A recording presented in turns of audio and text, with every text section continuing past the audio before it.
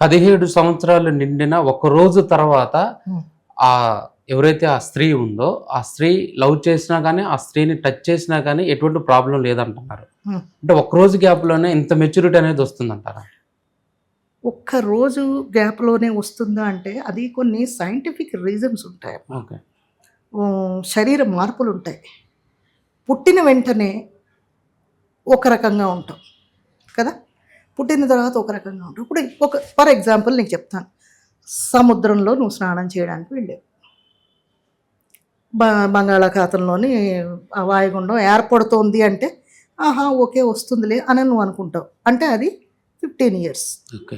17 years వచ్చేటప్పుడు నువ్వేమనుకుంటావు, అదేదో వస్తుందట, ఏదో ఒకటి అలర్ట్ ఏదో ఉంటుంది కదా దాంట్లో దీంట్లో చూసాం కదా అని చూస్తావు. నీకు కొంచెం అవేర్నెస్ వచ్చింది, ఓకే.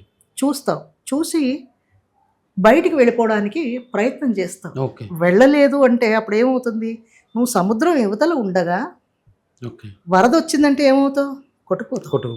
అదే గట్టుకు మీదకి వచ్చావనుకో ఆ ప్రభావం తక్కువ ఉంటుంది. ఓకే. అంటే శరీరంలో కూడా కొన్ని మార్పులు అవుతాయి. అది నేను డాక్టర్ని కాదు కదా. ఓకే. సో ఆ మార్పుల వల్ల ఏంటంటే ఆ అమ్మాయి సేవ్ అవ్వచ్చు.